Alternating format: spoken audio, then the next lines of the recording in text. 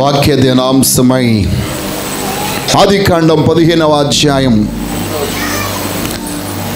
11వ వచనాన్ని, గద్దలు ఆ కళేబరముల మీద వాలినప్పుడు అబ్రాము వాటిని తోలివేసాను.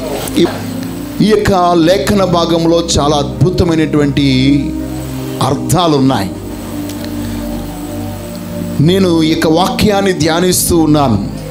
దేవుడు ఎందుకు అబ్రామును అర్పణలను తన యొద్దకు తీసుకురమ్మన్నాడు?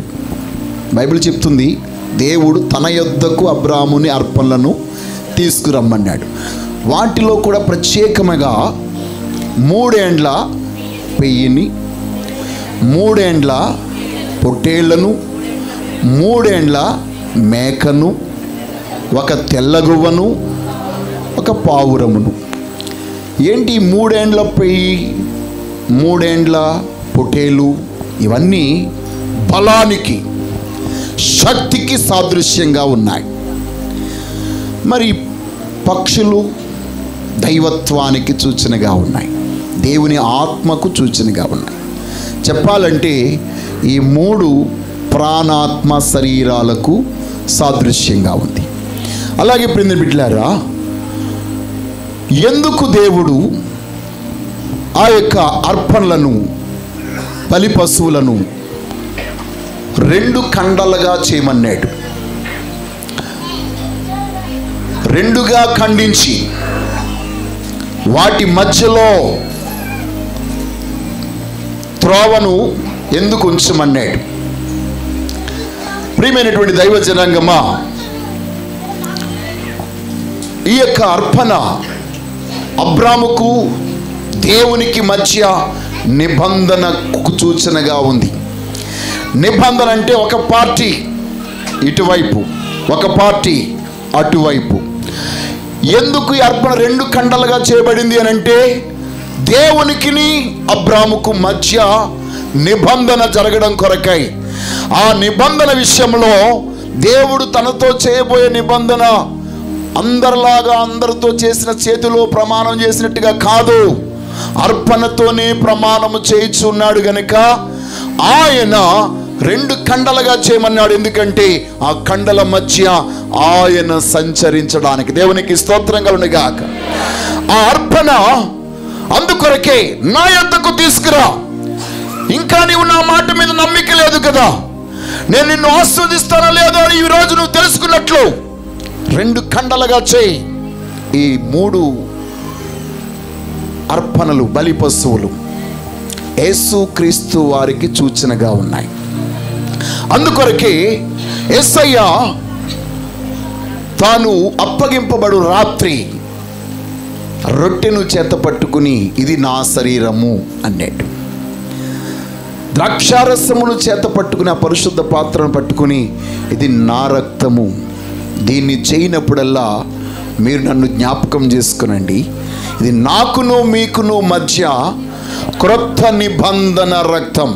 అంటే అబ్రాముతో చేసిన నిబంధన లాంటి నిబంధన కాదు ఇది.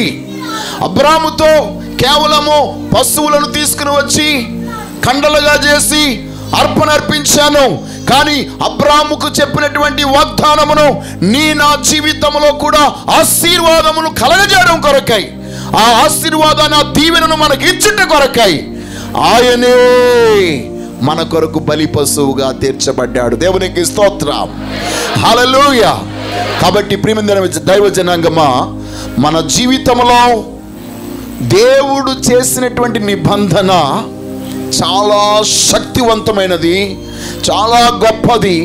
ఎన్ని వేల సంవత్సరాలు అయిపోయినా ఆ నిబంధనకు ఆయన కట్టుబడి ఉంటాడు. దేవునికి మహిమ కలుగునుగాక. మనిషిని యొక్క నిబంధన, మనిషిని యొక్క తీర్మానము క్షణానికి మారిపోతుందండి. పరిస్థితిని బట్టి మారిపోతుంది, అవసరాలను బట్టి మారిపోతుంది, అవకాశాలను బట్టి మారిపోతూ ఉంటుంది. దేవుని నిబంధన అవకాశాన్ని బట్టో అవసరాలను బట్టో మారిపోయేది కాదు. అవసరమైతే తన ప్రాణమునే ఆయన పణముగా పెట్టి అబ్రహాముతో వాగ్దానము చేసిన ఆ వాగ్దానం నెరవేర్చడం కొరకే ఈ లోకానికే దిగి వచ్చాడు. ఎందుకో తెలుసా? ఆనాడు అబ్రహాముతో చెప్పాడు కదా, ఈ కండల మధ్య నేను సంచరిస్తున్నాను, నీ సంతతి వారితో చెప్పు, ఒకవేళ నేను చెప్పిన మాట నెరవేర్చకపోతే ఈ 2 కండలుగా ఎలాగ ఈ అర్పణలు చేశావో అలాగ నన్ను చేయమని చెప్పు అని అబ్రహాముతో దేవుడు ఆనాడు నిబంధన చేశాడు. ప్రియమైన బిడ్డలారా, ఈ రోజు మనతో కూడా ఆయన నిబంధన చేసి తన నిబంధన రక్తమును మనకు అనుగ్రహింపజేశాడు. దేవునికి స్తోత్రం కలుగును గాక. హల్లెలూయా. కాబట్టి ఆనాడు అబ్రాము కండలుగా చేసినటువంటి ఆ యొక్క అర్పణ మీదకు గ్రద్దలు వచ్చి వాలుతున్నాయటండి. ఏమొచ్చి వాలుతున్నాయి? గ్రద్దలు వచ్చి వాలుతున్నాయి. నేను చెప్పాను, గ్రద్దలు అనగా రాబందులు. ఏ బంధువులు? మీ బంధువులు కాదండి, రాబందులు. దేవునికి స్తోత్రం. ఆదివారం పూట ఈ రాబందులు వచ్చేస్తాయి. ఆదివారం పూట ఆరాధనకి వెళ్దామనేసరికి ఎక్కడ లేని రాబందులన్నీ వచ్చి వాలిపోతూ ఉంటాయి. ఆ టైంలో మీరు ఏం చేస్తారు? అయ్యి బాబోయ్ ఇప్పుడు వచ్చారు వీళ్ళు అని అనుకోరు. మీరు భలేగా వచ్చారు, ఈరోజు ఆదివారం సెలవు, వీళ్ళతో చక్కగా పిక్నిక్ వెళ్ళొచ్చు. రోజు ప్రతి వారం వెళ్తున్నాం కదా, ఈ వారం వెళ్ళకపోతే ఏంట్లే, వీళ్ళతో కాలక్షేపం చేద్దామని ఆ రాబందులతో కలిపి మీరు కూడా బంధుత్వం కలిపేసుకుంటున్నారు. మీ అర్పణ మీద వాళ్ళు వచ్చి రాలిపోయారనే సంగతి మీకు తెలియట్లేదు. దేవునికి స్తోత్రం. హల్లెలూయా. రాబందులు ఏం చేస్తున్నాయంటే మృతమైన కళేబరాల మీద అవి రాలుతాయి. నీ అర్పణ సజీవంగా ఉండాలా, చచ్చిపోయిందిగా ఉండాలా? మనము సజీవమైన దేవుణ్ణి ఆరాధిస్తున్నాం కనుక మన శరీరాలను కూడా సజీవముగా దేవునికి ఏం చేయాలి? అర్పించుకోవాలి. అలాగే అర్పించుకోవాలంటే ఈ యొక్క రాబందులు వచ్చి వాళ్తున్నాయట. ఎందుకు వాళ్తాయి తెలుసా? అవి నీ శరీరము సజీవ యాగముగా లేదు, మృతతుల్యమైనదిగా ఉంది. అంటే ఎక్కడో మరణ వాసన వస్తుందన్నమాట. ఏంటి మరణ వాసన వచ్చేది? బైబిల్ చెప్తుంది, పాపముల చేతను అపరాధముల చేతను చచ్చిన వాడవై ఉండగా. చాలా మంది మనము చచ్చిన వారముగానే దేవుని సంధికి వస్తున్నాం. ఈరోజు సజీవులముగా దేవుని సంధికి వచ్చుదుము గాక. దేవుని ఆత్మ చేత నింపబడిన వారమై, పాపమును చంపిన వారమై, ఆ యొక్క అపరాధాలను చంపిన వారమై, ప్రభు యొక్క రక్తము చేత కడగబడిన వారమై, నిబంధన రక్తములో మనము సజీవులముగా తీర్చబడిన వారమై, జీవాధిపతి అయిన దేవుణ్ణి నిండు మనసుతో ఆరాధించుదుము గాక. ఆయనకు అనుకూలమైన, ఆయన చిత్తానుసారమైన, ఆయన యొక్క సన్నిధికి మర్యాదను అనుసరించిన ఆరాధన మనము చేయుదుముగాక.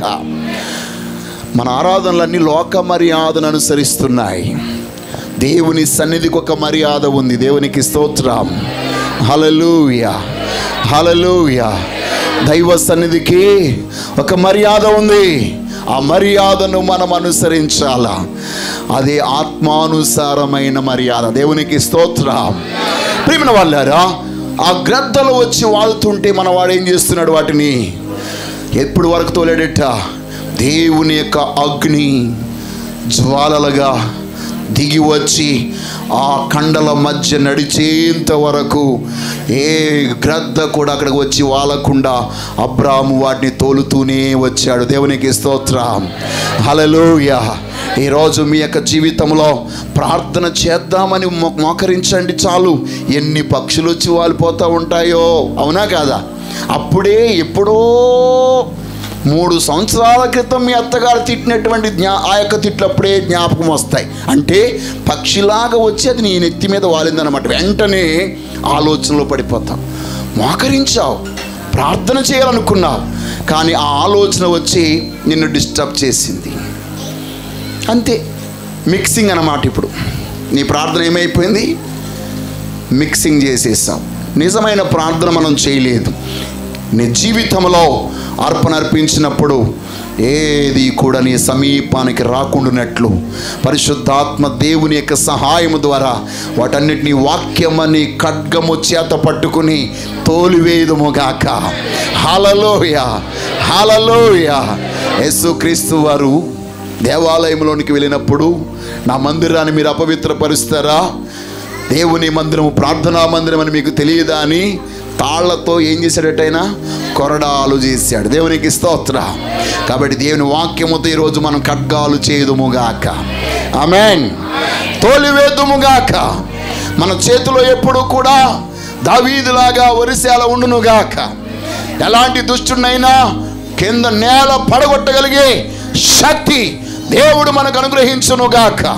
వాటిలో మొదట చెప్పాను, మొదటి గ్రద్ద, మొదటి రాబందు ఏంటి? అహంకారం, గర్వము అనే రాబందు. మన జీవితంలో మన అర్పణ అర్పించినప్పుడు ఎప్పటికీ గర్వం అనే ఆ యొక్క రాబందు వచ్చి వాళ్ళకుండునుగాక. విధేయతతో, దీనత్వముతో, దీన మనస్సు కలిగి ప్రభువుకు అర్పణ అర్పించుదుముగాక. అహంకారముగా అర్పణ అర్పించి నాశనమైనటువంటి వారిని గురించి మనం విన్నాం. దేవునికి స్తోత్రం. నెబుకద్నెజర్ చాలా గర్విష్టి, చాలా అహంకారముతో నాదే నాదే అన్నాడు. క్రొత్త నిబంధనలో మనం చూస్తాం, ఒక వ్యక్తి అన్నిటినీ సమకూర్చుకుని, నా ప్రాణమా తినుమో త్రాగుమో సుఖించమో, నీ కొరకు ఇప్పటికే కాదు కొన్ని తరాలకు నేను సమకూర్చేశాను అన్నాడు. వెర్రివాడా, ఈ రాత్రి నీ ప్రాణం అడుగుచున్నాను అన్నాడు దేవుడు. దేని బిడ్డలారా, కాబట్టి గర్వం అనే రాబందును మనం ఏం చేయాలి? తోలివేసేయాలి. రెండవదిగా మనం చూసాము, రెండవదిగా జగడములు, అన్నదమ్ముల మధ్య జగడాలు పుట్టించడం. జగడము అనే ఆ రాబందును మనము తోలివేయాలి. జగడం అనేటువంటి రాబందు మన యొక్క జీవితంలోనికి వస్తే అది చాలా అనర్థాలను చేస్తుంది. మన అర్పణ అపవిత్రమైపోతుంది. ప్రియమైన వాళ్ళారా, సహోదరి సహోదరులుగా ఒక చోట చేరి పరిశుద్ధ దేవుని సన్నిధిలో ఆరాధిస్తున్నటువంటి మన మధ్యకు ఏ కలహము, ఏ జగడము రాకుండా ఉండును గాక. చెప్పి ఉన్నాను, ఆది సంఘములో అపోస్తలుల కాలములోనే, ప్రారంభ దశలోనే సంఘములో భేదాలు వచ్చాయి, జగడాలు వచ్చాయి. యూదులకును గ్రీకు భాష మాట్లాడేటువంటి యూదులకు, వారు యూదులే వీరు యూదులే, భాష మారిందంతే, సమస్యలు రేగిపోయాయి. దేవునికి స్తోత్రం. చిన్న చూపు చూస్తున్నారట. అందుకొరకు మాకు వీళ్ళు భోజనం పెట్టకూడదు, మాకు వీళ్ళు నీళ్ళు ఇవ్వకూడదు, మాకు వీళ్ళు ఇస్తరాకు వేయకూడదు, వాళ్ళు మాకు టీ పెట్టకూడదు, ఇలాగ లేనిపోని గొడవలు వచ్చి పడిపోయాయి. ఆ సమయంలో ఆ గ్రద్దలన్నింటినీ తోలివేయడానికి దేవుని ఆత్మతో నింపబడిన 7 పరిచారకులను నియమించారు. దేవునికి స్తోత్రం. అంతేగాని అక్కడ భోజనాలు పెట్టడం మానేయలేదు, లేకపోతే ఆరాధనకై అమ్మో ఇలా కూడుకుంటే గొడవలు వచ్చేస్తాయి కాబట్టి ఎవరి ఇంట్లో వాళ్ళు ఉంటే బెటర్ అని చెప్పేసి చెప్పలేదండి. అమ్మా గొడవ వచ్చింది, అమ్మో నేను ఆ చర్చికి వెళ్ళను, ఇంటికాడ ఉండిపోతాను, ఇంటికాడ ప్రార్థన చేసుకుంటాను, ఇంటికాడ దేవుడి సన్నిధిలో మొరపెట్టుకుంటే దేవుడు నా ప్రార్థన నేరుగా లేదు. లేదు, దేవుడు సహవాసాన్ని మనకిచ్చాడు. ఈ సహవాసములో కొన్ని ఆశీర్వాదాలు ఉన్నాయి, వ్యక్తిగతంగా కొన్ని ఉన్నాయి, సహవాసంలో కొన్ని ఉన్నాయి. వ్యక్తిగతంగా ఒకవేళ దేవుడు దీవిస్తే కొర్నేలికి నీవు సహవాసాన్ని సమకూర్చని దేవుడు చెప్పడు. అవునంటారా కాదంటారా? కొర్నేలో నీ ప్రార్థన ఆలకించాను, దేవుడు నిన్ను దీవించును గాక, లేకపోతే నేను నిన్ను ఆస్వాదించేశాను అని చెప్పేసి ఉండేవాడు. కానీ దైవజనుని పిలిపించు, సంఘాన్ని పిలిపించు అని దేవుడు చెప్పుండేవాడు కాదు. సహవాసంలో చాలా ఆశీర్వాదాలు ఉన్నాయి. దేవునికి స్తోత్రం, హల్లెలూయా. కానీ ఈనాడు సహవాసాలను చెదరగొట్టడానికి ఏమొచ్చి వాళ్తున్నాయట? రాబందులు వచ్చి వాళ్తున్నాయి. యేసు నామములో ప్రతి రాబందును మీరు తోలివేయుదురుగాక. ఈరోజు మీ మనోనేత్రాలు తెరవబడునుగాక. అంటే కలహానికి, గొడవకు, అనైక్యతగా మారిపోవడానికి కారణమేంటో, ఆ మూలమేంటో మీరు తెలుసుకుందురుగాక.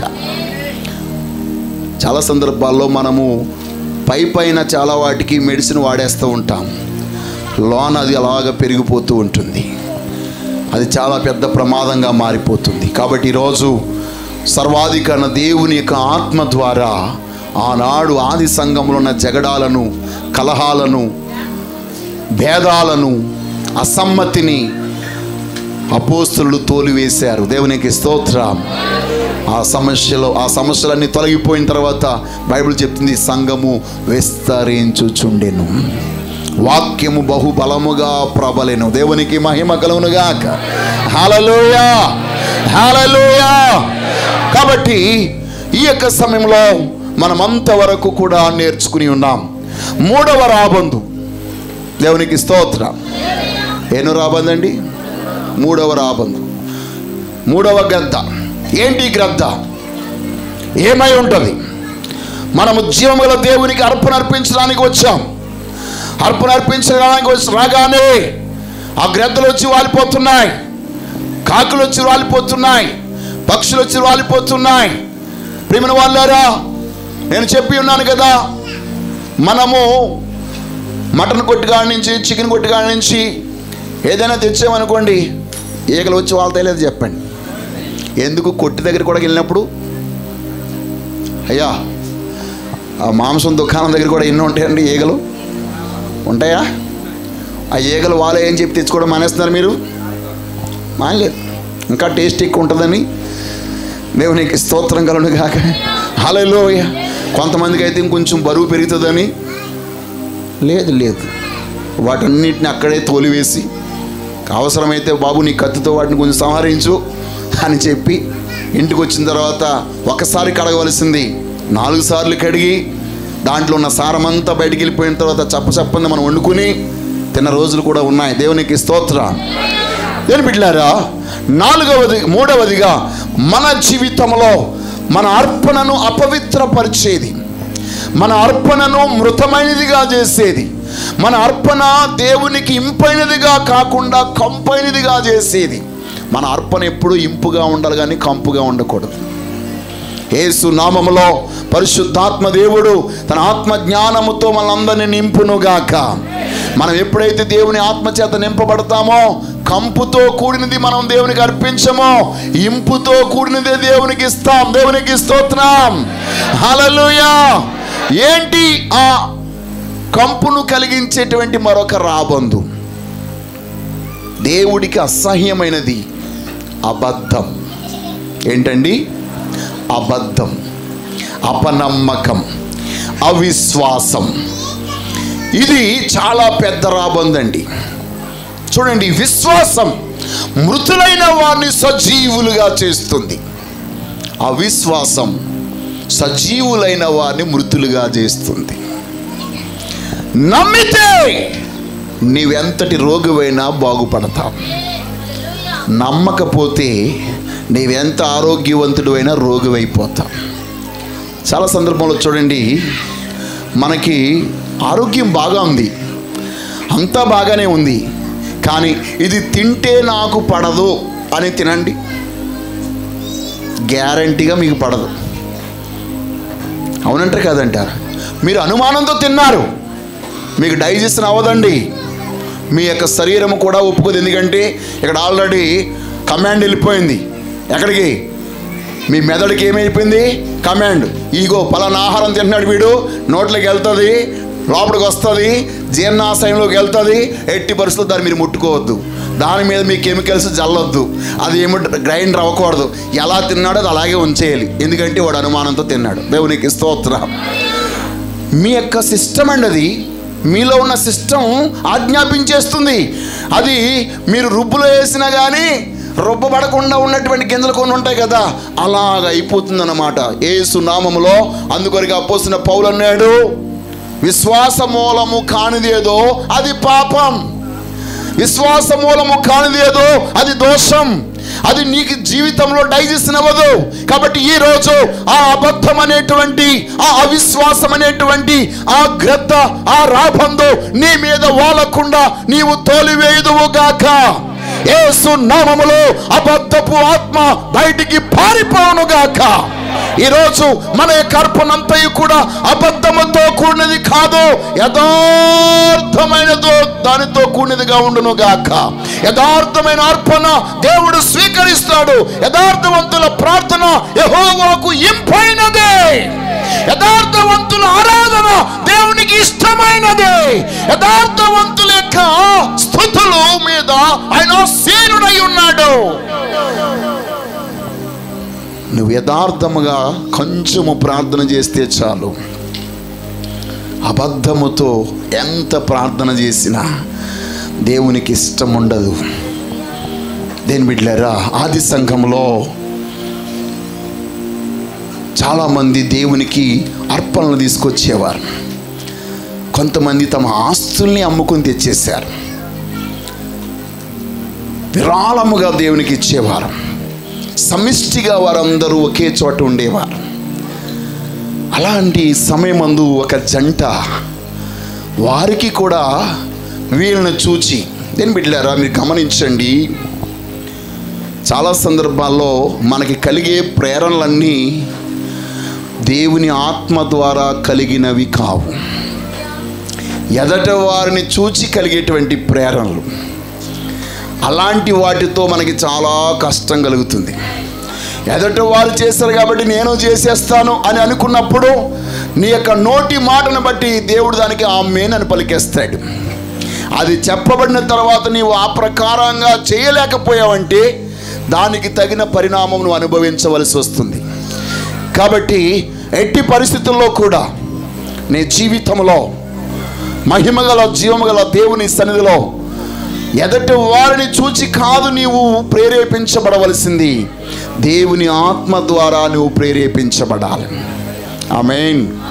ఎలారా, అబద్ధము అనేది ఆత్మరూపములో నీ మీద వ్రాలుతుంది. బైబిల్లో బహుస్పష్టంగా చెప్పబడింది. ఆహాబు రాజు 400 మంది ప్రవక్తలు తన దగ్గర ఉంచుకున్నాడు. వాళ్ళందరూ అబద్ధ ప్రవక్తలే. ఎందుకో తెలుసా? ఒకడు చెప్పింది అందరూ చెప్తున్నారు. ఆ సమయంలో ఆత్మ వివేచన కలిగినటువంటి రాజు ఇంకొకడు ఉన్నాడు అక్కడ, యెహోషాపాతు అంటున్నాడు కదా, దేవుని ఆత్మ కలిగిన ఇశ్రాయేలులో యెహోవా ప్రవక్తలలో ఒక్కడైనా ఇక్కడ లేడా? అంటే దేవుని ఆత్మ గలవాని యొక్క ప్రవక్త ఇక్కడ ఎక్కడ లేడా? ఉన్నవాడు ననువాడునైనా మహాదేవుని ప్రవక్త ఇక్కడ లేడా అని అంటే ఒకడు ఉన్నాడయ్యా, కానీ ఎప్పుడు మనకి అనుకూలంగా చెప్పడు, వ్యతిరేకంగానే చెప్తాడు అని అంటే మనమైతే ఏమంటా, అయితే అలాంటి వాడిని ఎందుకు లేని తీసుకురావడం, లేనిపోని డిస్టర్బ్, లేనిపోని తలనొప్పు, వద్దులేండి అని అనేస్తాం. కానీ ఆత్మీయుడు అలాగండండి, అతన్నే పిలిపించమంటాడు. దేవునికి స్తోత్రం, హల్లెలూయా. ఎందుకంటే ఆ ఆత్మీయుడికి తెలుసు ఏం జరుగుతుందో, ఏమవ్వబోతుందో. మన జీవితంలో ఏదైనా పని చేసినప్పుడు ఎవరైనా మనకి చెయ్యమని చెప్తే శుభం అనుకుంటాం, చెయ్యొద్దు అని చెప్తే అపశకరం అనుకుంటాం. కానీ దేవుని ఆత్మ చెయ్యొద్దు అని అంటే శుభం. దేవునికి స్తోత్రం. వెళ్ళొద్దు అని అంటే నీకు శుభము. ఆ పని నీవు తలదూర్చవద్దు అంటే నీకు శుభము. దేవుని ఆత్మ ఏం చెప్తే అది నీకు మేలు చేస్తుంది. నీ మనసు చెప్పింది కాదు నువ్వు చేయవలసింది, దేవుని ఆత్మ ద్వారా నువ్వు నడిపించబడాలి. దేవునికి స్తోత్రం కలుగును గాక. హల్లెలూయా, హల్లెలూయా, హల్లెలూయా. ప్రియమైన వాళ్ళారా, ఈ యొక్క జంట ఇతరులను చూచి ప్రేరేపించబడ్డారు. ఇతరులందరూ ఇస్తున్నారు కాబట్టి వీరు కూడా ఇవ్వాలనుకున్నారు.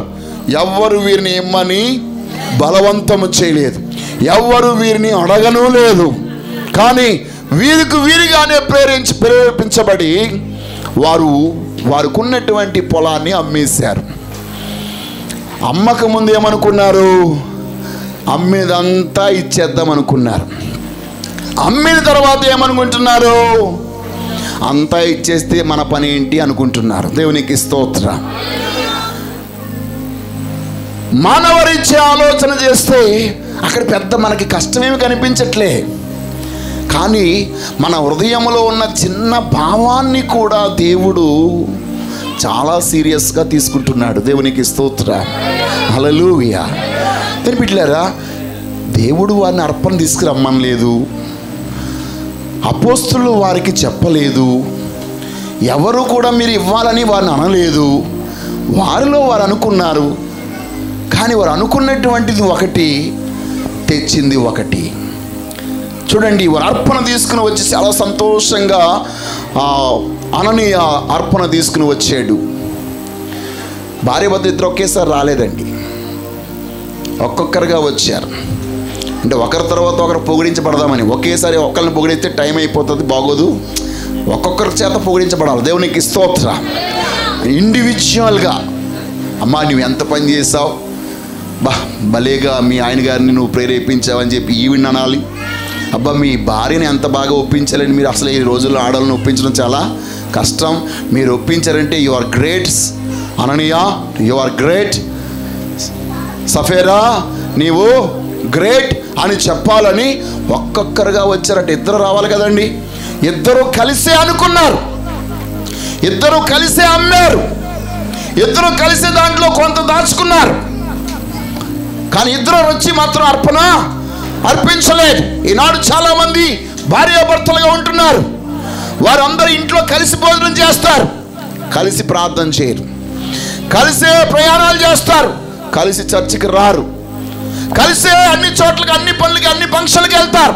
ఫంక్షన్ అవుతుంది అనుకోండి, ఇద్దరు రెడీ అయిపోయి ఒకే బండి మీద కూర్చుని హాయిగా కబుర్లు ఆడుకుంటూ వెళ్ళిపోతారు.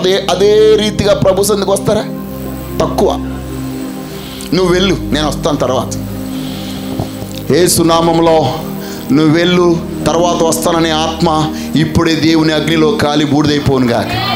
ఆమేన్. కలిసి గట్టుగా దేవుని సన్నిధికి వచ్చుదుముగాక. అదే సమయంలో ఈ జంట ఉందండి బైబిల్లో, అకుల ప్రిస్కిల్లారు. వారు కలిసి కాపురం చేశారు, కలిసి ప్రయాణం చేశారు, కలిసి సేవ చేశారు, కలిసి ఎదుటి వారితో మాట్లాడారు. ఏం చేసేవారు? ఇద్దరు కలిసే చేశారండి. అందుకొరకు ఆ జంటను గురించి బైబిల్ చాలా అద్భుతంగా చెప్పింది. దేవునికి మహిమ కలుగునుగా. స్తోత్రం చెప్పండి. హల్లెలూయా, హల్లెలూయా, హల్లెలూయా. దేవుని ఆత్మ చేత మనమందరము నింపబడుదుముగాక. పరిశుద్ధాత్మ దేవుని యొక్క కార్యం మన జీవితంలో జరుగునుగాక. రాబందు వచ్చి మన మీద వాలకుండునుగాక, గ్రద్ద వచ్చి ఎత్తుకుని పోకుండా ఉండునుగాక. ఈ దినాన దేవుని యొక్క ఉన్నతమైన కృప చేత మనం నింపబడిన వారమై అబ్రాహాములాగా వాక్యం అనే ఖడ్గము చేత పట్టుకుని ప్రతి పక్షిని, దీని బిడ్డలు మీకు ముందే చెప్పాను నేను, అది ఆ రాయితో కొడితే వెళ్ళిపోయేది కాదు రాబందు. కర్రతో కొడితే వెళ్ళిపోయేది కాదు రాబందు. దాన్ని చూస్తే నువ్వు పారిపోతావేమో కానీ అది పారిపోదండి. చూడ్డానికి దాని ఆకారం భయంకరంగా ఉంటుంది. దేవునికి స్తోత్రం. ఒళ్ళంతా జుట్టు ఉంటుంది, నెత్తి మీద మాత్రం ఏముండదండి. తన గుడ్లే కనబడతాయి. తన ముక్కు పెద్దది, మెడ పెద్దది, బోడిగా ఉంటుంది. పక్షిరాజు అలాగా కాదు, చాలా అందంగా ఉంటుంది. ఇది రాబందు. ఇది ఏ బంధు? ఏ బంధు అండి? మీకు ఏ బంధు ఉంది? దేవునికి స్తోత్రం. ఈ అననీయ సఫీరాలు పేతురు దగ్గరికి వచ్చినప్పుడు పేతురు గారు అంటున్నారు కదా, అపోస్తుల కార్యం 5వ అధ్యాయం, అననీయ నీవు భూమి వెలలో కొంత దాచుకుని పరిశుద్ధాత్మను మోసపుచ్చుటకు సాతాను ఎందుకు నీ హృదయమును ప్రేరేపించెను? అది నీ వద్ద ఉన్నప్పుడు నీదే కదా, అమ్మిన పిమ్మట అది నీ వశమై ఉండలేదా? ఎందుకు ఈ సంగతి నీ హృదయంలో ఉద్దేశించుకున్నావు? నీవు మనుషులతో కాదు దేవునితోనే అబద్ధమాడితేవని వానితో చెప్పాను. ఈ వాక్యం మరలా మరలా మీరు చదవండి. మనం అమ్మింది మందే, అది మన దగ్గర ఉన్నప్పుడు అది మందే. మనది మన దగ్గర ఉన్నప్పుడు, మనం ఒక అర్పణ అర్పించాలనుకున్నప్పుడు దానికి మరలా అబద్ధం ఆడవలసిన పని ఏమొచ్చింది? నేను ఇంతే ఇస్తాను, నా దగ్గర అంతే ఉంది, రూపాయి ఉంది, రూపాయి ఇస్తాను. నా దగ్గర 1 కోటి రూపాయలు ఉన్నాయి, దాంట్లో రూపాయి ఇస్తాను అని నువ్వు అనుకో. 1 కోటి రూపాయలు దేవుడు అడగట్లే, ఆ రూపాయి అడుగుతున్నాడు. ఎప్పుడైతే నీ అర్పణకు మొక్కుబడి గురించి జ్ఞానైన సొలొమోను ప్రసంగి గ్రంథంలో చాలా స్పష్టంగా చెప్పాడండి. దేవునికి మొక్కుకోకూడదట. మొక్కుకుంటే మాత్రం మొక్కుబడిని చెల్లించడానికి ఆలస్యం చేయకూడదు. ప్రియమైన వాళ్ళారా, ఈరోజు మీతో చెప్తున్నాను, మనది దేవుడికి అవసరం లేదు. మనకి ఏది కావాలన్నా దేవుడు మనకిస్తాడు. కానీ నేను ఏదైనా ఇస్తానని చెప్తే మాత్రం ఆయన ఇచ్చే వరకు ఒప్పుకోడు. దేవునికి స్తోత్రం. అది నీ బిడ్డ అయినా, నీ సమర్పణలో ఏదైనా సరే. నేను ప్రభు సన్నిధికి అందరికంటే ముందు వెళ్ళిపోతానని నువ్వు లేటుగా వచ్చావనుకోండి, నీ శరీరంలో బలహీనత మొదలవుతుంది, కుంటుకోవడం మొదలెడతావు. నీవు ఎప్పటి వరకు కుంటుతావో తెలుసా? నీవు మరలా అది గుర్తు చేసుకుని ప్రభు సన్నిధిలో నేను ఇలా తీర్మానం చేసుకున్నాను కదా, ఆ తీర్మానాన్ని నువ్వు ఎప్పుడైతే మరలా కొనసాగిస్తావో అప్పుడు నీకున్న రోగం పోతుంది. దేవునికి స్తోత్రం. ఎందుకంటే నీ అర్పణ మీద ఆ రాబందు వచ్చి వాలిపోయిందండి. ఆ రాబందు ఉన్నంత వరకు నీవు అద్భుతాన్ని చూడలేవు. కాబట్టి ఈ రోజు ప్రేమించిన బిడ్డలారా, అననీయ సఫీరాలు వారి కలిగినటువంటి పొలాన్ని అమ్మారు. ఆ ధనం వారి దగ్గరే ఉంది. అని అంటున్నాడు కదా, అయ్యా ఇది అమ్మినప్పుడు అది నీదే, అది నీ వద్ద ఉన్నప్పుడు అది నీదే కదా, నీవు దాంట్లో అబద్ధం ఆడవలసింది ఏమొచ్చింది? ఎందుకు సాతానికి నీవు చోటిచ్చావు? నీ హృదయాన్ని ప్రేరేపించడానికి ఆ సాతానుగాడికి చోటు ఇవ్వాల్సినటువంటి అవసరం ఏమొచ్చింది? నీ దగ్గర ఉన్నప్పుడు నీదే కదా, ఎందుకు నీవు అబద్ధం ఆడావు? నువ్వు అబద్ధం ఆడింది నాతో కాదు, పరిశుద్ధాత్మతోనే, దేవునితో. నువ్వు మనుషులతో కాదు నీవు అబద్ధం ఆడింది, దేవునితోనే నువ్వు అబద్ధం ఆడి ఉన్నావు. పరిశుద్ధాత్మకు వ్యతిరేకంగా నువ్వు నిర్ణయం తీసుకున్నావు అని చెప్పగానే ఇక ఏమి అనకుండానే పేతురు గారు మనవాడు ఏమైపోయాడండి? చచ్చిపోయాడు. నేను చెప్తున్నాను కదా, మన అర్పణ మీదకు రాబందు వాలకూడదు. దేవునికి స్తోత్రం. హల్లెలూయా. యేసు శక్తివంతమైన నామములో ఈరోజు మీ అందరి హృదయాలు దేవుడు తెరచునుగాక, మీ మనోనేత్రాలు తెరచునుగాక, దేవుని యొక్క ఆత్మ కార్యం మీ బ్రతుకుల్లో జరుగునుగాక. ఆ మహిమగల దేవుని యొక్క సన్నిధి ద్వారా ఏ విధమైనటువంటి అబద్ధపు ఆత్మ మనలో ప్రవేశించి మన ఆధ్యాత్మికమైన జీవితాన్ని, మన కుటుంబ జీవితాన్ని, మన బిడ్డల యొక్క భవిష్యత్తును సిదిమివేయకుండా ఉండునుగాక. Let God do his miracle. ఇప్పుడు మనం అద్భుతం పొందడానికి వచ్చాం, శపించబడ్డానికి రాలేదు. సజీవులుగా ఉండడానికి వచ్చాం, మృతులు అవ్వడానికి రాలేదు. మనము దీవించబడ్డానికే వచ్చాం, ఉన్నది కోల్పోవడానికి కాదు. ప్రియమైన వాళ్ళారా, అందుకొరకే అబ్రాము ఏటి మీద గ్రద్ద వాలకుండా ఏం చేశాడండి? తోలివేశాడు. ఈరోజు నీ జీవితంలో నీకు తెలియకుండానే ఏదైనా అబద్ధపు ఆత్మ వచ్చి వాలిపోతుందేమో. పరిశుద్ధాత్మ దేవుడు మన ఆత్మ ఖడ్గము చేత, వాక్యము చేత మీకు ఆ జ్ఞానం అనుగ్రహింపజేసి ఆ అబద్ధాన్ని పారద్రోలగలిగే శక్తి దేవుడు మీకు ఇచ్చునుగాక. ఆమేన్. కొంతమందికి అబద్ధం ఆడడం అలవాటు. ఏంటంటే అది అలవాటు. వాళ్ళు ఆడడమే కాకుండా ఉన్న వాళ్ళని కూడా చేత ఏం చేస్తారండి? ఆడిస్తారు. ఇప్పుడు అననీయ ఒకడు మాట్లాడుకుంటే బాగుండిపోను, అలా ఆవిడతో కూడా చెప్పేశాడు. ఏమని? ఇదిగో నేను ఎంతే అని చెప్తాను, నువ్వు కూడా అంతే అని చెప్పాలి. మళ్ళీ మాట తేడా వచ్చిందనుకో ప్రాబ్లం అయిపోద్ది. దేవునికి స్తోత్రం. యేసు నామంలో ఇద్దరు కలిసి ఏం చేశారండి? కానీ ఆదాం అలాగే అనలేదే. ఆదాం అంటాడు, ప్రభువా నేను తినలేదు నాయన, నువ్వు నాకు ఇచ్చావు కదా, ఆ మహాతల్లే వచ్చి నాకు తినిపించింది. దేవునికి స్తోత్రం.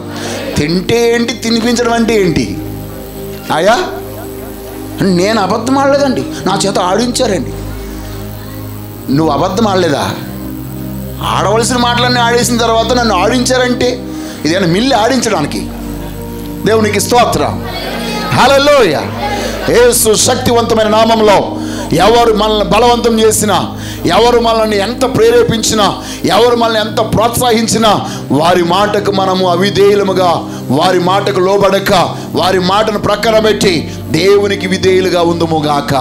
పరిశుద్ధాత్మ దేవుని యొక్క కార్యానికి మనల్ని మనం అప్పగించుకుందుముగాక. దేవుని యొక్క ఆత్మ ద్వారా అబద్ధపు ఆత్మ మన దగ్గరికి రాకుండా మనం ఉందుముగాక. మీరు గమనించండి, ఈ అబద్ధపు ఆత్మలు దేవుని సందులో కూడా ఉన్నాయటండి. అక్కడ ఎవరిని పంపించిందంటే, అక్కడ ఎవరిని పంపిస్తాను నేను? ఆహాబును గెలవడానికి నేను ఎవరిని పంపిస్తానంటే మొదట వచ్చింది ఎవరో తెలుసా? అబద్ధపు ఆత్మ వచ్చిందట. దేవునికి స్తోత్రం. నేను వెళ్తానయ్యా, నేను వెళ్ళి ఆహాబును గెలిచేస్తా. నేను బయలుదేరి అతని ప్రవక్తలందరి నోట. ఎవరి ప్రవక్తలటండి? అతని ప్రవక్త. ఇది యెహోవా ప్రవక్తలు కాదు, ఆహాబు ప్రవక్తలు. మీకు దేవుని ప్రవక్త కావాలా, మీకు ప్రవక్త కావాలా? చాలామందికి పర్సనల్ ప్రాఫిట్స్ ఉన్నారు. దేవునికి స్తోత్రం. Don't do like that. Personal profits దగ్గరికి వెళ్ళకండి, దేవుని ప్రవక్త దగ్గరికి వెళ్ళండి. దేవునికి స్తోత్రం. నా మాట మీకు అర్థమవును గాక. వ్యక్తిగత ప్రవక్త దగ్గరికి కాదు వెళ్ళవలసింది. మాకు ఒక ప్రవక్త ఉన్నాడండి అని అనకండి. దేవుని ప్రవక్త ఒకడున్నాడు. హల్లెలూయా. సౌలుకు సమస్య వచ్చినప్పుడు తను అడిగాడు, ఈ దేశంలో ఈ ఊరిలో ఎవరైనా దీర్ఘదర్శి ఉన్నాడా, ప్రవక్త ఎవరైనా ఉన్నారంటే అంటాడు, ఘనుడైనటువంటి ఘనతకెక్కినటువంటి ఒకడున్నాడు, పేరుగాంచినటువంటి ఒకడున్నాడు. ఆయన పేరు సమూయేలు. ఆయన దీర్ఘదర్శి. ఆయన దగ్గరికి వెళ్తే ఆయన ఏం చెప్తే జరుగుతుంది. దేవునికి స్తోత్రం అని ఊరు నోట అందరూ చెప్పుకుంటూ వచ్చారు దేవుని ప్రవక్త అని. అంతేగాని పలానా వారి ప్రవక్త అని వారి గురించి చెప్పబడలేదు. ఈరోజు మీతో చెప్తున్నాను, సర్వశక్తిగల జీవముగల దేవుని యొక్క సన్నిధిలో ఈనాడు అబద్ధపు ఆత్మలు అనేకమైనవి లోకంలోనికి ప్రవేశించాయి. ప్రజలందరినీ భ్రమపరుస్తున్నాయి, మభ్యపరుస్తున్నాయి. వారి మాటకు మనం లోబడకుండా ఉందుముగాక. పరిశుద్ధాత్మ దేవునికి మళ్ళీ మనం అప్పగించుకుందాముగాక. దాని బిడ్డలారా, ఆ అబద్ధపు ఆత్మ వచ్చేటుంది, నేను అతని ప్రవక్తల నోట అబద్ధపు ఆత్మగా ఉందును. దేవునికి స్తోత్రం. ఆహాబును నేను ఓడించడానికి, ఆహాబు నేను గెలవడానికి అతని ప్రవక్తల నోటే అబద్ధపు ఆత్మగా ఉంటాను. ఒక్కరి నోట కాదట, 400 మంది నోట అబద్ధపు ఆత్మగా ఒక్క ఆత్మ పనిచేసిందటండి. దేవునికి స్తోత్రం. యేసు నామములో ఒక్క ఆత్మ ద్వారా ఈ లోకములో ఉన్న ప్రతి విధమైన పోరాటాన్ని జయించగలిగే శక్తిని దేవుడు మనకిచ్చాడు. అందుకొరకే ఆ యొక్క జెరుబ్బాబెలు అంటాడు, శక్తి చేత కాదు, బలము చేత కాదు, నా ఆత్మ ద్వారా దీన్ని జరిగించును. అలాగా జరిగించగలిగే దేవుని యొక్క ఆత్మ మనలోనికి ఈరోజు వచ్చునుగాక. ఇప్పటి వరకు నేను ఈ బలాన పని చేయలేకపోతున్నాను, ఈ విషయంలో నేను నీరసమైపోయాను, ఈ విషయంలో నా వల్ల అవ్వడం లేదు, ఇది నేను జయించలేను, ఇది నేను చేయలేను అనుకుంటున్నావు కదా, ఈ రోజు జీవముగల దేవుని యొక్క సన్నిధి నుంచి ఆయన యొక్క ఆత్మ నీ ద్వారా నువ్వు చేయలేని కార్యాలను జరిగించగలిగే ఆత్మ నీలోనికి వచ్చునుగాక. ఆమేన్, ఆమేన్. దేవుని యొక్క ఉన్నతమైనటువంటి కృపలో మనమందరము నడిపించబడదుముగాక. అబద్ధపు రాబందు మన మీద వాలకుండా ఉండునుగాక. అది ఎవరి ద్వారా అయినా అవ్వచ్చు. ప్రేమ బిడ్డలారా, నువ్వు అతిగా ప్రేమించి నీ భర్త అయినా అవ్వచ్చు, అతిగా ప్రేమించే భార్య అయినా అవ్వచ్చు, నీ ప్రియురాలు అవ్వచ్చు, నీ ప్రియుడు అవ్వచ్చు, నీ ప్రియమైన కుమారుడు అవ్వచ్చు, నీ కుమార్తె అవ్వచ్చు, లేకపోతే నీ ప్రియమైన అత్త అవ్వచ్చు, మామగారు అవ్వచ్చు. అందరికీ ప్రియమైన తల్లిదండ్రులు ఉంటారు, కానీ అత్త మామ ఎక్కడ ఉంటారని మీరు అనుకుంటూ కొంతమందికి ఉంటారండి. దేవునికి స్తోత్రం. హల్లెలూయా. ఉంటారా ఉండరంటారా? ఉంటారా ఉండరా? కాబట్టి ఈరోజు మనలో ఎవరు ఉండాలి? మనలో ఎవరు ఉండాలి చెప్పండి అయ్యా. మనలో ఎవరు ఉండాలి? యేసయ్యా, నేనే మార్గం, నేనే సత్యం, నేనే జీవమునై ఉన్నాను. ఆయన యొక్క మాట సత్యమైంది. యేసయ్యే సత్యం. దేవునికి స్తోత్రం. సత్యం మనల్ని ఏం చేస్తుందట? స్వతంత్రులుగా చేస్తుంది.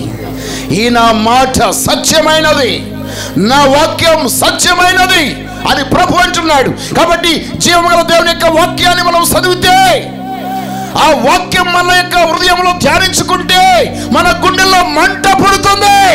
ఈయన బ్రతుకులను బాగు చేసే పుస్తకం. జీవితాల నాశనమైపోయిన వారిని, నరక ప్రాప్తులైన వారిని నరకము నుండి విడిపించే జీవములోని నడిపించగలిగే జీవ గ్రంథం ఇది. ప్రియమైన వాళ్ళారా, ఈ వాక్యము ధ్యానిస్తే చాలు నీ రోగం బయటికి పారిపోతుంది. ఈ వాక్యం ధ్యానిస్తే చాలు నీలో ఉన్న చెడు పారిపోతుంది. చెడు చేయాలనే ఆలోచనే నీలోనికి రాకుండా కాపాడుతుంది. ఎంతోమంది కరుడుగట్టిన నేరస్తులు, భయంకరమైన దుర్మార్గులు. ఈ వాక్యం మార్చింది. దేవునికి స్తోత్రం.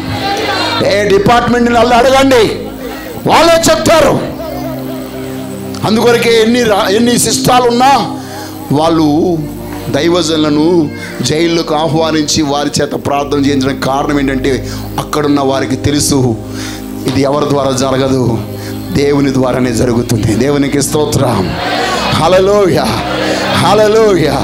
కాబట్టి ఇది అబద్ధములాడే పుస్తకం కాదు, జీవముగల దేవుని యొక్క సత్య గ్రంథం ఇది.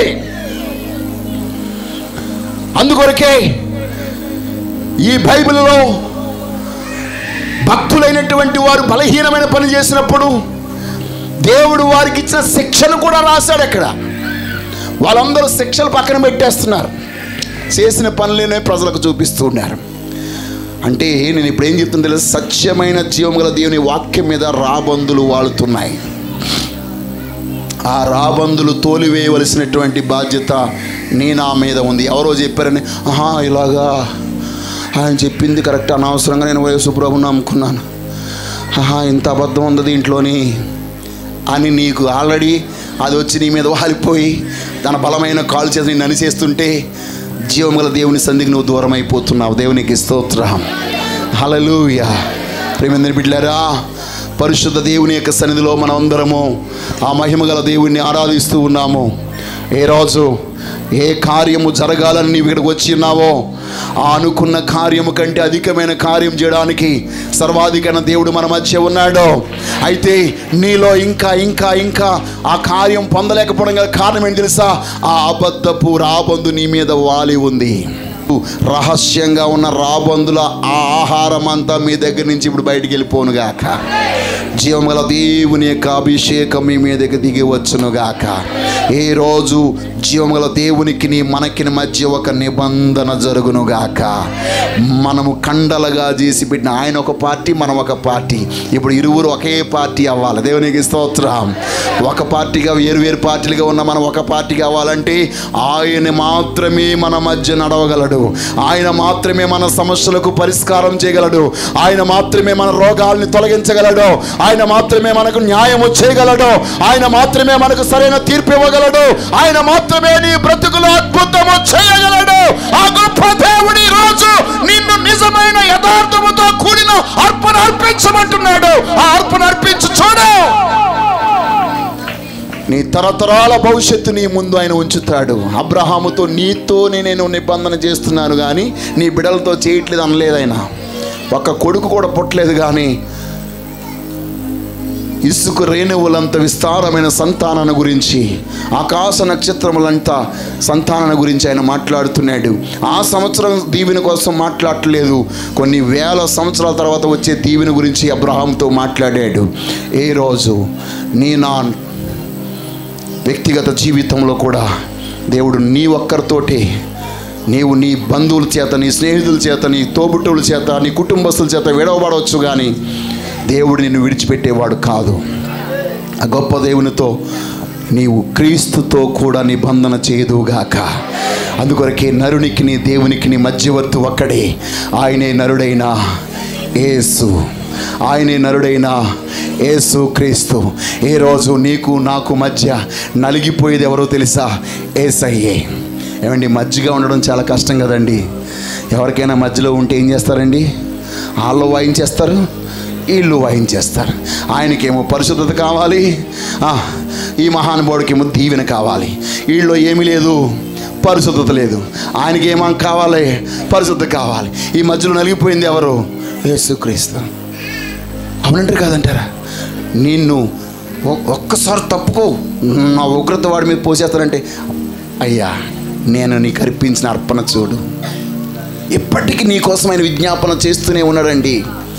నీవు నేను ఇంకా బ్రతుకున్నామంటే దానికి గల కారణం ఇంకా తన ప్రేమను చూపిస్తున్నాడండి, ఇంకా తన కనికరాన్ని చూపిస్తున్నాడు.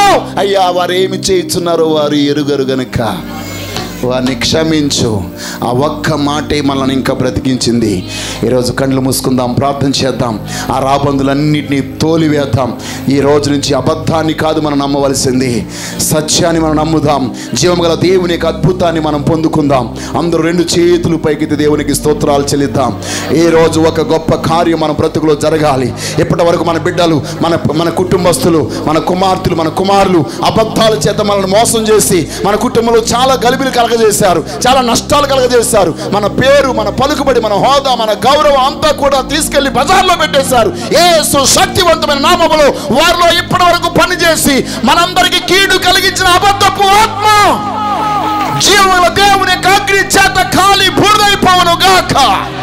నీ అర్పణ మీద వ్రాలవలసింది రాబందు కాదు, జీవముల దేవుని యొక్క పరిశుద్ధ అగ్ని. ఆ అగ్ని నీ మీదకు రాలును గాక, ఆ అగ్ని నీ మీదకు దిగవచ్చును గాక. పరిశుద్ధాత్మ కార్యం ఇప్పుడే జరుగును గాక. ఓ దేవుని యొక్క ఆత్మ కార్యాలు మనం ఇప్పుడే పొందుదము గాక. దేవుని యొక్క ఉన్నతమైన కృపలో నింపబడదము గాక.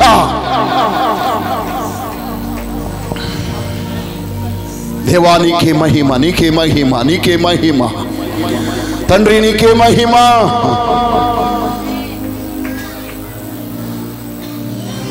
పరిశుద్ధాత్ముడా నీకు వందనాలు.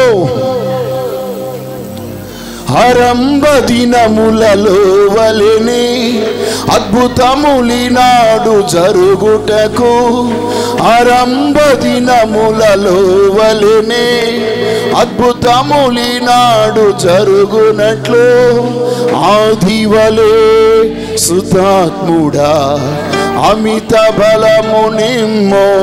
అందరమో సుతాత్ముడా అమిత బలము నిమ్మో. అందరూ చప్పట కొడుతూ, ఎవరు అక్కడ నిర్లక్ష్యం కూర్చోవద్దు. నెత్తి మీద చేతి అంటే ఎవరు చప్పట కొట్టండి. పాలు పొందుకోండి. దేవుని యొక్క ఆత్మలో పాలు భాగస్థులం అవుదాం. అబద్ధపు ఆత్మలో కాదు, పరిశుద్ధాత్మలో పాలు భాగస్థులం అవుదాం. లెట్ గాడ్స్ మైటీ పవర్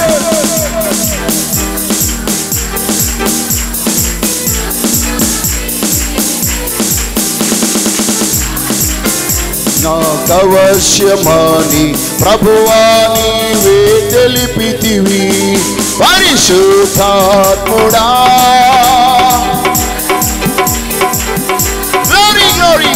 పరిశుద్ధాత్ముడా శక్తితో నింపుమయా. లోకేచ్ఛల నుండి పారిపోవుటకు, సాతాను శక్తిని జయించుటకు. లోకేచ్ఛల నుండి పారిపోవుటకు, సాతాను శక్తిని జయించుటకు. ధైర్యముతో సేవ చేయుటకు అభిషేకించుమయా. ధైర్యముతో సేవ చేయుటకు అభిషేకించుమయా. పరిశుద్ధాత్ముడా శక్తితో నింపుమయా. అందరూ ప్రతి ఒక్కరూ చప్పట్లు కొడుతూ దేవుని ఆత్మ చేత నింపబడదాం. ఇప్పుడే దైవికమైన కార్యం మీలో జరుగునుగాక. కృపవరములు ప్రజ్వలించుటకు, వాక్యమునందు వేరు పారుటకు. కృపవరములు ప్రజ్వలించుటకు, వాక్యమునందు వేరు పారుటకు. కడవరి వర్షము పంపుమయా, సంగము మేల్కొలుపా. కడవరి వర్షము పంపుమయా, సంగము మేల్కొలుపా. పరిశుద్ధాత్ముడా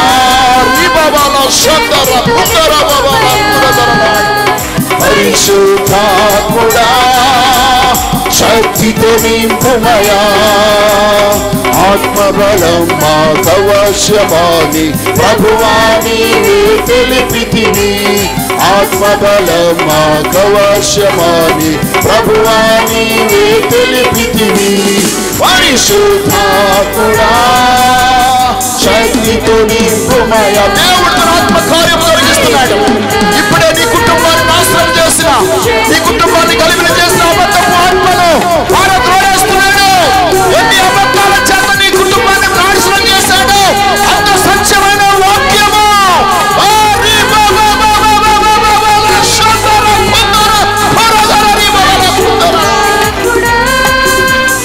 ఆత్మకార్యం, ఆత్మకార్యం, అభిషేక కార్యం.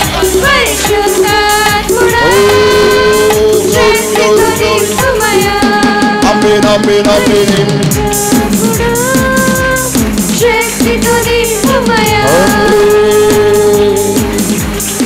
హల్లెలూయా హల్లెలూయా. పరిశుద్ధాత్మ దేవుడు ఇప్పుడే ప్రతి రోగమును, ప్రతి వ్యాధిని, ప్రతి బలహీనతను ఆయన ఆత్మ ద్వారా ఇప్పుడే ముట్టి స్వస్థపరిచినట్లు ప్రభు యొక్క హస్తము చాపబడి ఉండగా ఇప్పుడే విడుదల కలుగునుగాక, ఇప్పుడే ఆరోగ్యము కలుగునుగాక. నరనరాలలో, మూలుగులలో, ఎముకలలో ఉన్న ప్రతి విధమైన రోగము యేసు నామములో తొలగిపోవునుగాక. ప్రతి క్యాన్సర్, ప్రతి అల్సర్, ప్రతి టీబీ, ప్రతి లివర్ ప్రాబ్లం, ప్రతి ఆ యొక్క లంగ్స్ ప్రాబ్లం యేసు నామములో తొలగిపోవునుగాక. కిడ్నీలో నేను ఇన్ఫెక్షన్ అంతా తొలగిపోవునుగాక. పరిశుద్ధాత్మ కార్యం ఇప్పుడే జరుగునుగాక. దేవా, నీవు మాత్రమే కార్యము చేయగల దేవుడవు, నీవు మాత్రమే స్వస్థత ఇవ్వగలిగిన దేవుడవు. ఇప్పుడే ఇప్పుడే ఇప్పుడే కనికరము చూపించు నాయనా. నీ కనికరము కొరకే వచ్చి ఉన్నామయ్యా. Thank you Jesus.